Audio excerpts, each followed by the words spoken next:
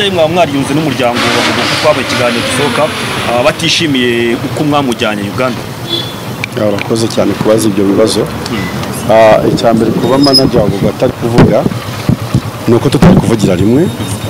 Icyo ni icyambere nuko yanyemereye kuvuga ko bari njye uvuga kashi rwose ati turamubahaye kuko ntaje na kimwe twigeze tujyana Gogo mu murimo w'Imana cyangwa ibindi bintu tudasabye uburenganzira bw'umuryango we. Nubundi tujya guhaguruka tujya muri urugendo rwo muri Uganda ntabwo twamwibye. Twaragiye ati tubwira umuryango dufite urugendo rw'ivugabutumwa mu gihugu cya Uganda turaza gukenera Gogo tuzamarana nawe iminsi ingana gutya. Umuryango ati muzagira urugendo rwiza. Rero bari bamuduhaye kereka nimba ari undi ruhande rw'umuryango cyangwa rw'iyisi umuryango ruko amafaranga yavagamo yafatagaho make andi nakahereza Gogo ndetse n'umuryango we umurera uyu munsi.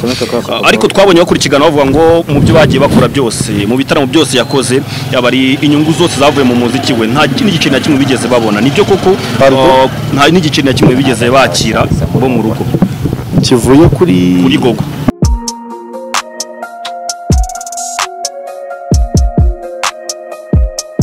Impanuro TV ishakiro ry'amakuru yizewe.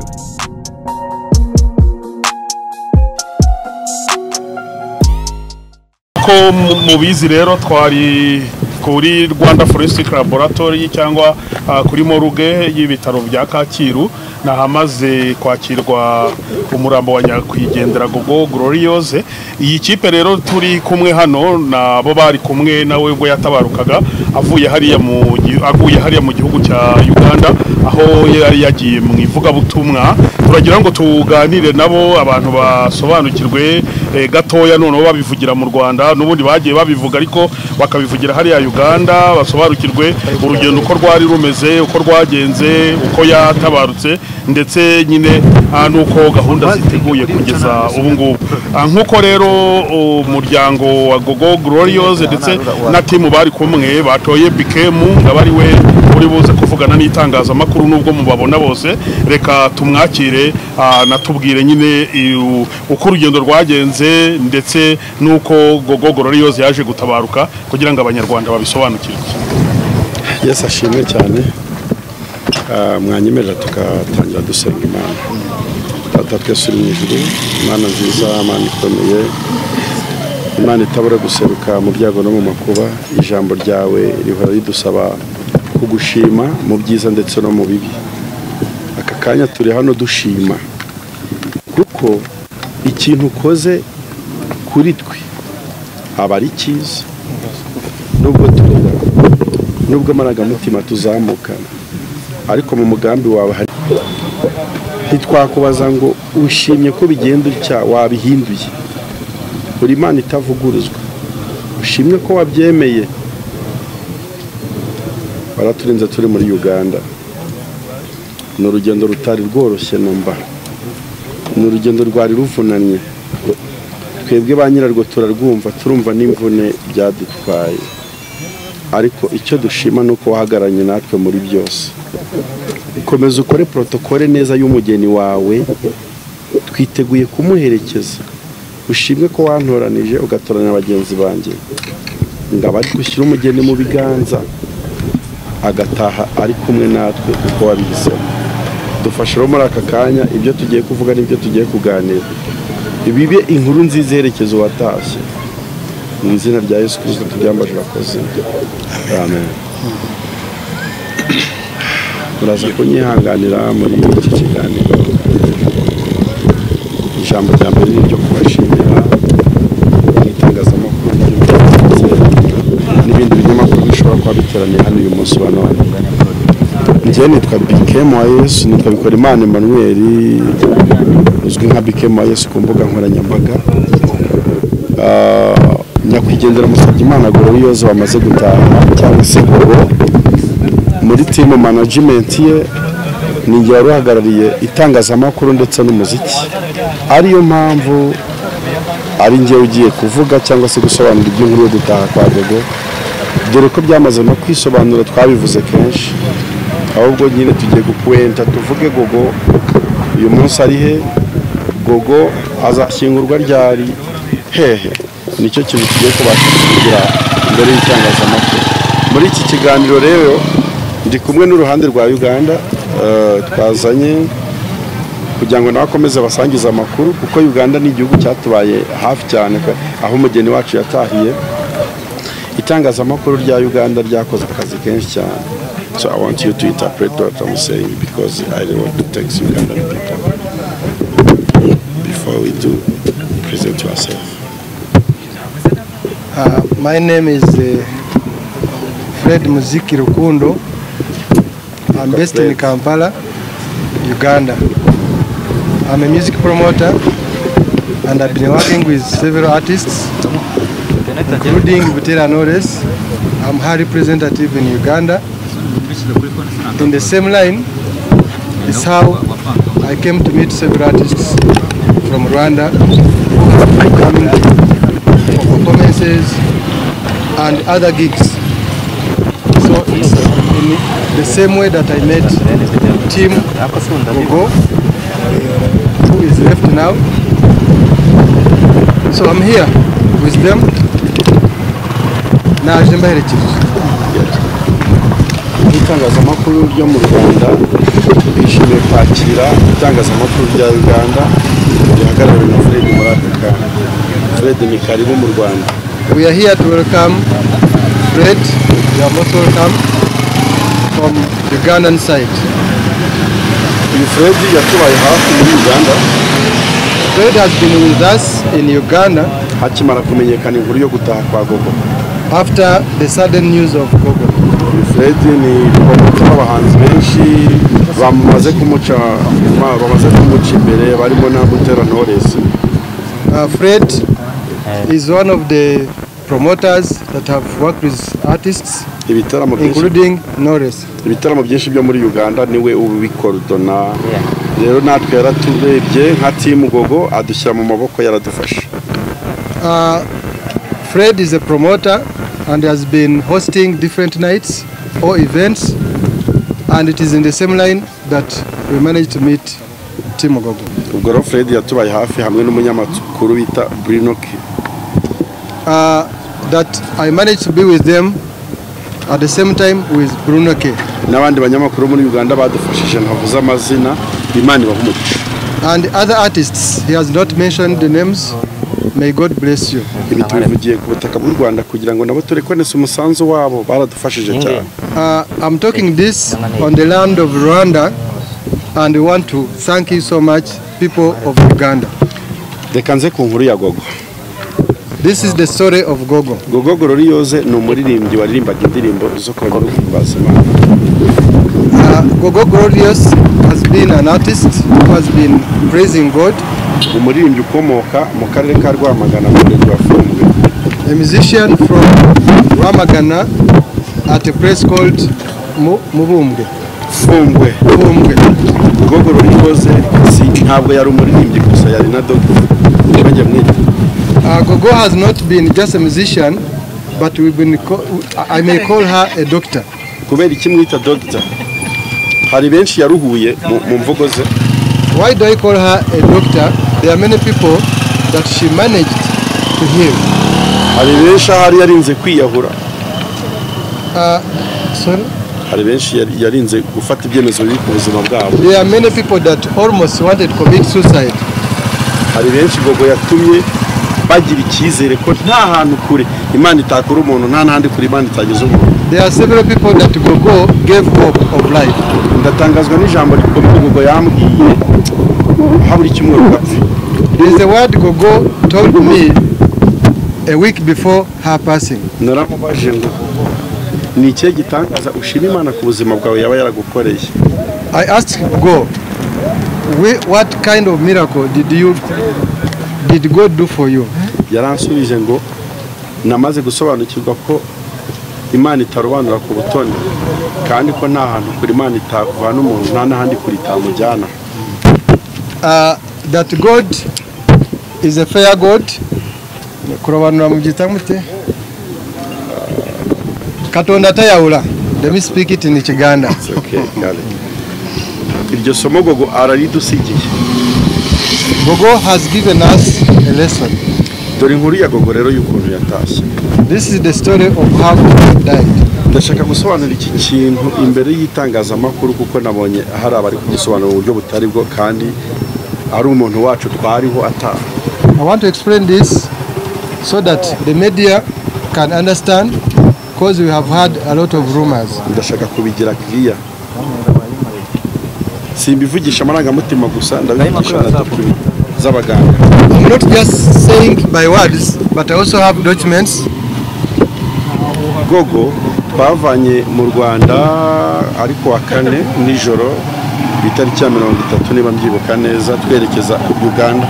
We left Rwanda on 30th Thursday, going to Uganda. Twari tugiye gukora umurimo w'Imana muri mu karere ka Kakumiro district muri Uganda. We had gone for a gospel mission in Kakumiro district, Uganda. Tugiye twaragiye, hari videos bigaragaza kuri channel ya Gogo Gloriose. Gogo umunsi wa mbere twabonye ibintu bikomeye bitwereka ko Gogo ari kudusezeraho ntitwabimenya. Umunsi wa mbere wa crusade, the very first time of the crusade, there are many signs that we saw into Gogo which manifested her like saying bye. Gogo yabyiniye Imana mu buryo budasanzwe, abantu mwarabonye kuri social media. Gogo atambira Imana bigeraho afata inkoni akajya agenda kubita banze kubyina akabazana kwikana. Ibyo nanze ko cameraman abyerekana icyo gihe. Gogo praised God in a way that we never expected and which was unusual of what we used to see her praising God. Uwo wari umunsi wo kwa gatanu w'igiterane. It was the very first day and Friday. Aha. Ku munsi wo kuwa gatandatu Gogo yagarutse mu materaniro aririmba. Twanze ko akomeza kuririmba cyane, musabira iterano ko mu indirimbo ebyiri gusa, kuko kuwa gatanu yari yakoresheje imbaraga zo guhimbaza Imana. Ndabaca umuhanzi naruhuke aririmba indirimbo ebyiri gusa, ntizari nyinshi ku muhanzi abakora umuziki burabyumva. The next day Gogo came back for performance, but we did not allow her to do a lot of performance because the previous day she had done a lot of praising and performances. Umunsi wo kwa gatandatu rero na urangira neza dufata Gogo kuri hoteli twariho na protocole we uyu mukobwa ufite ifoto ye bajya kuryama. So on Saturday, I think it was 31st, Gogo after performance, we went together and she had a rest. Ku cyumweru naho haragera Gogo aririmba izindi ndirimbo ebyiri. The next day on Sunday, Gogo also performed 2 songs. Ko cyari igiterane cy'iminsi itatu. Because it was a crusade of 3 days. Bigenda neza rero dore ukuntu twaje Kampala rero ariho Gogo yabyuye. Everything went on well until we came back to Kampala where Gogo died from. Gogo yaje Kampala ku cyumweru, kuri icyo cyumweru aza tuza nijoro duca twavuye Kakumiro tuza Kampala, dukika Kampala kuwa mbere mu gitondo saa 10. They came in the night of Sunday and reached Kampala early morning on Monday. Tugeze Kampala tujya gushaka ahantu tugomba kuryama birumvikana. After reaching Kampala, we had to look for where we can rest from. Ibintu bitana tworoheye nabyo amasaha twari tuziye no kutamenyera igihugu neza. Getting accommodation that time, it wasn't easy because we were not used to the country. Aho twajyaga henshi baratubwira ati nta place. Wherever we could reach, it was full. Until we got where to sleep. Kuri uwo munsi wo kuwa mbere nimugoroba, that same Monday evening, Gogo yatangiye kugaragaza ibimenyetso by'uburwayi. Gogo started showing signs of illness. Ariko ntibyadukanze cyane kuko ni ibimenyetso by'uburwayi yari asanganywe.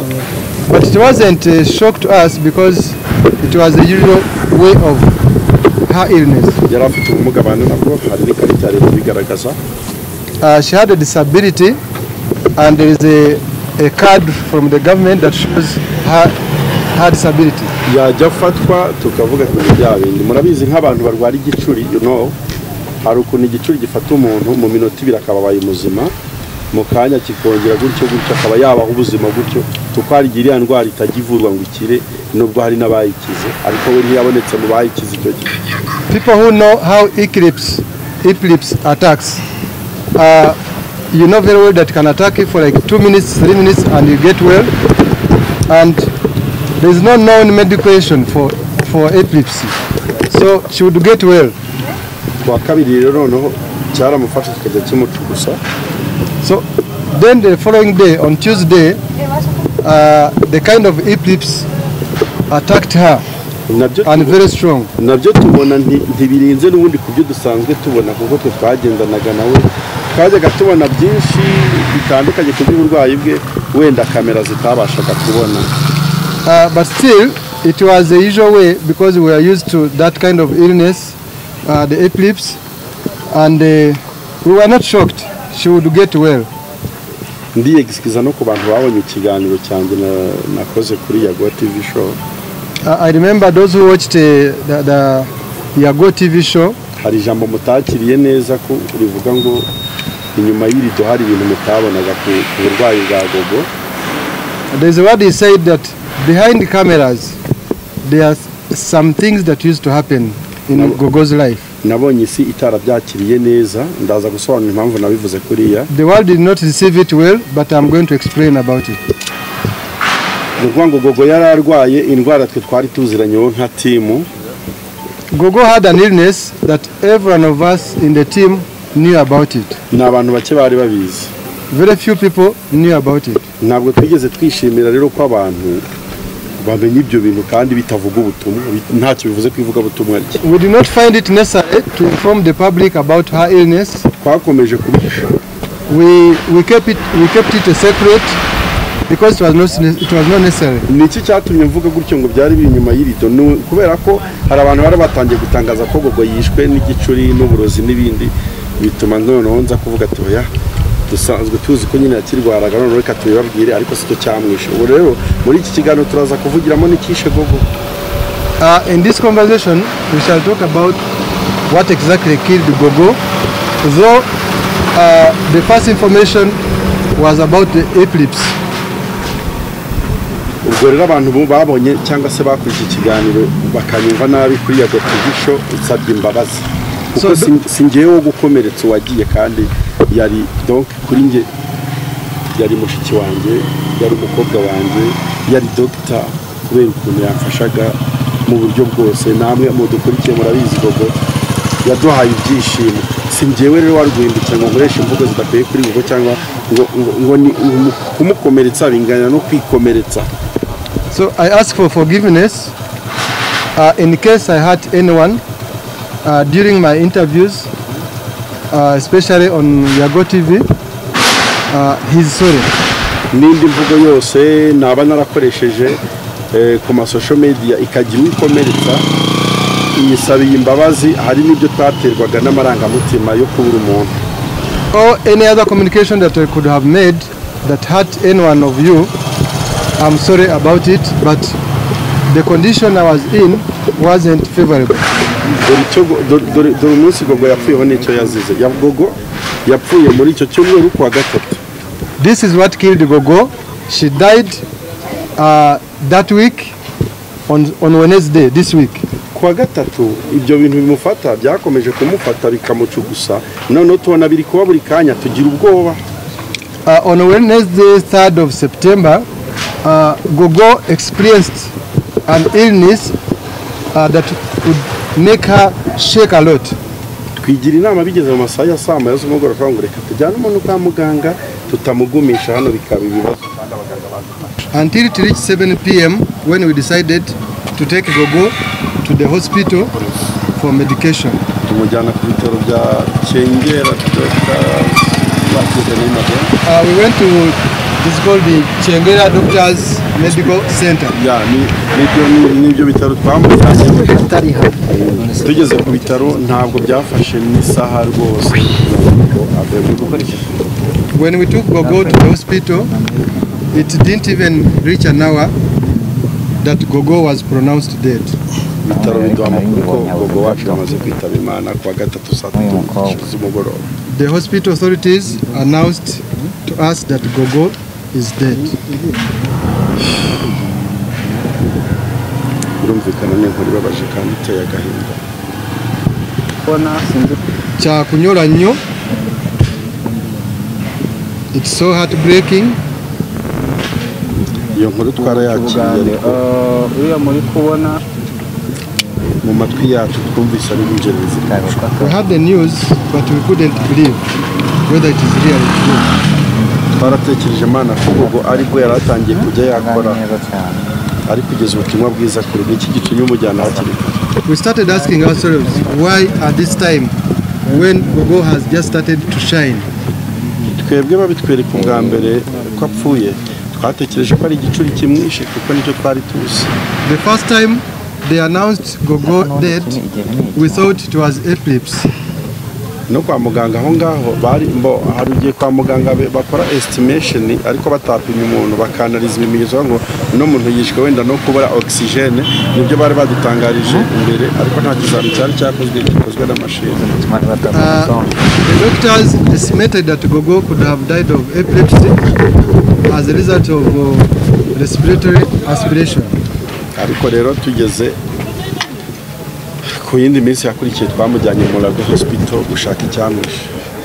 The next day we decided to take Gogo's body to Mumuryango for postmortem examination. Tumujyanyeyo rero icyamwishe haratangaye, icyo twakekaga dusanga si cyo. So when we got a postmortem report, we found out that what we thought of that killed Gogo wasn't the right cause. Ahubwo tugiye kureba dokima impapuro baduhaye zavuye mu byuma batubwira ko Gogo yishwe n'ibihaha n'indwara yo kurwara. After checking on the report from the doctors and what they told us, it was believed that Gogo died of lung infection. Gogo icyamwishe nicyo tugiye hano kuri kamera zingana urya n'isi yose ibyumva mu ndimi zitandukanye, undi uzavuga ibitari azaba abeshya. So in a brief, that is what killed Gogo. Nibiba ngombwa turatacinga hiyo document igaragaza. If possible, the document is there, we may attach it. Hari ibyambabaje muri iyi nkuru ya Gogo. There are things that hurt me in this story of Gogo. Aya makuru turi gutangaza turi kuyemera ngo n'umuryango wa Gogo kuko bamaze kubona ikishe Gogo. This news we are telling you, we sat with the family of Gogo. Nabo bavuye hano ngira ngo mwababonye. And they are contented. Imbaraga zo kuvugira kuri kamera. They are contented about the news. Ariko twababajwe no kubona abanyamakuru batangaza ngo Gogo bamuroze, Gogo yanyweye ji. It was unprofessional to hear news from some media guys saying Gogo was given poison or something else. Ntabwo ibyo bintu byaturyoheye kubera agahinda twari dufite cyangwa tudufite ko umuntu wacu wagiye kubona ari umuntu wicaye kuri kamera ari guhimba icyamwisha atari dogiteri. Bisa n'ibiteje urubwa, bisa naho ari ukwishima hejuru y'umurambo, bisa nkaho ari ugushaka kurira. It's not good to spread fake news before receiving an official report from the doctors. It's like you wanted maybe to benefit from the dead. Umunyamakuru akoze iyo nkuru rwose akwiye kwikosora. Whoever did that, you did wrong. Ko yakomerekeje umuryango wa Gogo natwe cyane. You are hurting the family of Gogo and the entire community that follows Gogo. Ikishe Gogo ni icyo tuvuze. That's what killed Gogo. Turashima muri iyi nkuru ya Gogo ambasade y'u Rwanda muri Uganda yatubaye hafi cyane ku buryo. In the story of Gogo, we thank the Rwandan embassy in Uganda. Kugira ngo Gogo tujye kumenya n'icyamwishe tumukura mu bitaro yari arimo tumuzana mu bitaro binini nka biriya n'ababyeyi, igihugu no mubyeyi n'ambasade.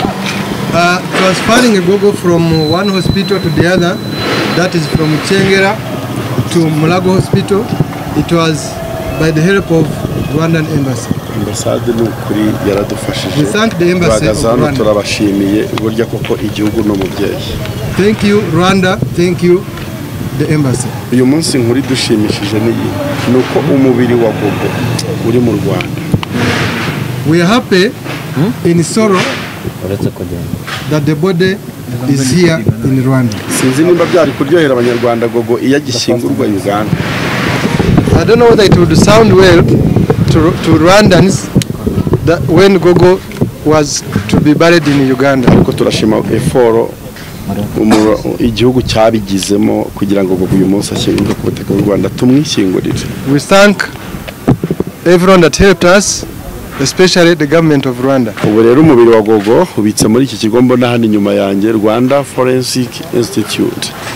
So the body of Gogo has been kept here at Rwanda Forensic Institute. Turi Kacyiru rero Gogo yageze mu Rwanda. That is Kacyiru in Kigali, Rwanda. Sinzi pardon, ibijyanye no kumuherekeza bwa nyuma biteganijwe gute, bizaba ryari? Reka tuvuge ku kijyanye no guherekeza Gogo na challenges. Gogo Gororiyoze ni umuntu w'abantu benshi cyane, ni umuntu uzwi n'abantu benshi cyane. Gogo is a popular person. Dukeneye kwiga no gukora protocole ye neza kugira ngo aherekezwe mu cyubahiro kimukuye Imana amuhaye. We need to have time and arrange Gogo's burial. Kubera ko twari turi muri Uganda twatekerezaga ibintu byinshi cyane. Murabizi ko umuryango Gogo afite mbisubiremo nitwe n'aba bantu n'aba banyamakuru n'abantu bari kureba iki kiganiro, ni natwe nka timu y'aba bantu Imana yari yaratoranije, niwo muryango Gogo afite mugari. Tubanze tubitangaze. You very well know that Gogo is an orphan, meaning the family Gogo has, it's we, you, and everyone that had been following Gogo. Mumenye iki kintu, Gogo nta papa yagiraga. Gogo didn't have her father. Gogo nta mama we yagiraga. Her mom died. Gogo bavutse ari abana babiri, ubu yarariho n'ubundi ari umwe, undi yarapfuye. They were born two and one died. Uwo muntu ubundi yahoraga akeneye nge nawe. So Gogo needed me and you. Gogo n'ubundi aracyadukeneye and still needs us. Turifuza niba mubitwemereye ko dufatikanya guherekeza Gogo mu cyubahiro. We request that you join us to send Gogo in a decent way. Tubashije kurwana no kugira ngo Gogo muri Uganda mu buryo butari butworoheye. Ngiye uvugiye inkuru maze amasaha 48 ntashinzira. It's not been an easy task bringing Gogo from Kampala to Kigali. Personally, he has not slept for over 48 hours. Ndumva muri iyo minsi narariye muri imwe. In those hours, maybe he had one meal. Atarukumbuza ibiryo. Not because he could not afford, ahubwo ndwana no kugira ngo Gogo agere mu Rwanda.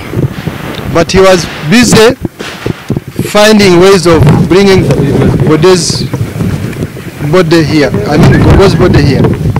Imana icyubahiro ko ibyo bintu bishobotse, ndumva umutima wanjye usa n'uruhutse. So we thank God. Please help us thank God for bringing Gogo back to Rwanda. Ikigiye gukurikiraho twamaze ko umuryango wa Gogo ko agomba gushyingurwa ku wa mbere. This is what follows next. Azashyingurwa ku wa mbere, azashyingurwa irwamagana ahaturuka birumvikana. Gogo's burial will take place on Monday. That will be 8th. Murabizi ko Gogo yari umukristo mu itorero rya Anglican Church. Gogo has been in an Anglican church. Ariko mu cyaro, si mu cyaro gusa n'ahandi hari insengero nyinshi zafunzwe. Turi gutekereza ko uburyo bwo kumusezeraho mu rusengero pastor ashobora kuzamusanga mu rugo. There are some churches that were closed. We may find it possible for the pastor to pray for Gogo's body at their home. Kuri icyo ngicyo cyo kumuherekeza no kumusezeraho, amakuru arakomeza agende atangazwa. Tuzajya tuba abanyamakuru abangaba turi kumwe babinyuze mu communities yayo, ubwo ni hagati y'iri joro ndetse n'ejo hagize amakuru make azaboneka tuzababwira. Any new updates we shall be informing you. That is between today and tomorrow before the burial. Abantu bari kutureba iki kiganiro ngira ngo tugikoza ari kuwa gatandatu, ntacyo bitwaye umuryango mugari wa Gogo. Mushimye ko dukora igitaramo kinini ejo ku Cyumweru ni Kigali cyo gusezeraho Gogo. Ni Kigali abantu bamukunda twese tukaza tugashaka sare tukamusezeraho ni Kigali mbere yuko tumujyana mu cyaro kumushyingura. Ibyo bintu muraye mubiremye iri joro byaba mukoresheje ubutunzi bwanyu. His wish, if possible, we could march here in Kigali and celebrate Gogo's life. ushobora kutureba rwose uri n'umuterankunga uri umwe gusa ukavuga ati iyo proje yera ntagatifu ndayiguze nimutegurire Gogo igitaramo kinini kuko ni ibintu bihenze no mpamvu turi kwiyambaza abantu kuko ibyo tumaze gukora ibimaze gukoreka ni byinshi bimaze kujyana imbaraga ku buryo gutekereza ibindi bigiye gukurikira turasaba ko abantu badufasha. Any sponsor out there, you can even say I'm taking care of Gogo's celebrations here in Kigali and the next events. ngira ngo rero munsi y'iki kiganiro niba nimero twayivugira mu kiganiro simbizi hari nimero rero abantu bashobora koherezaho inkunga support yo gufasha Gogo ibaruye n'ubu ku mazina ya Basabye Imana Gloriose kugira ngo uyu murimo wo kumuherekeza urangire neza tuzishime. Hari ikibura byinshi cyane dukemo ko abantu badufasha. Maybe if possible we can read you the number for those that wish to stand with us so we can have a very good send off for Gogo. Maybe we can read you the number. Aho waba uri hose hose ku isi ni ukuri reka duhuze umubiri wa Kristo neza mu cyubahiro cye tubifashijwemo n'Imana namwe byose birashoboka. Everyone, everywhere, elsewhere in the world, you are welcome. Please stand with us. Ushobora gukoresha uburyo bwa word limit cyangwa mobile money. You can use word limit or mobile money from this number +2 guteranyaho 250 mbanje kode y'u Rwanda kugira ngo byakorohera n'uri hanze y'u Rwanda. You can use these numbers, maybe the first read it. Plus guteranya 200 guteranya 250 karindwi 9 gatatu 8 8 9 gatatu 29 cyangwa reka mbivuge gutya 079 gatatu 88 93 29. This is the number in case you want to use mobile money or world limit. +250 793 88 9329, or in other words you can say 0793 88 9329. This is the number in case you wish to stand with Gogo's family. Iyo numero ibaruye ku mazina ya Basabye Imana Gloriose. It is in the names of the late Basabye Imana Gloriose. Ni ukuri inkunga yawe ingana kose n'ubufasha uzohereza buzakoreshwa icyo bugomba gukoreshwa. Anything, any support, any financial support of any amount is welcome. Numva twarangiza tubashimira. We end by thanking you.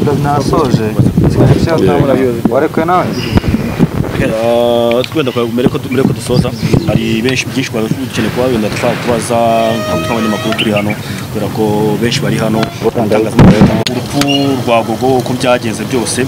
Ese nk'uko bivugwa mu itangazamakuru yaba yamaze kuba yabicibwa mu muryango wa Gogo akaba ariyo mpamvu wenda atagifite umwanya kuri Gogo. Icya kabiri, ese mwariyunze n'umuryango wa Gogo kuko aba ikiganiro gisohoka batishimiye uko mwamujyanye Uganda? Urakoze cyane kubaza ibyo bibazo. Icya mbere kuba manager wa Gogo atari kuvuga nuko tutari kuvugira rimwe.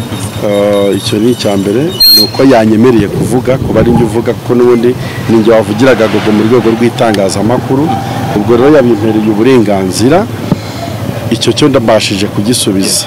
Icya kabiri, twabonye ibyo biganiro natwe tugenda tugira n'ibyo tunenga cyane. Umunyamakuru hari igihe akoresha ikiganiro ashaka kugituma icyo we ashaka ko iki kiganiro kigomba gutumwa.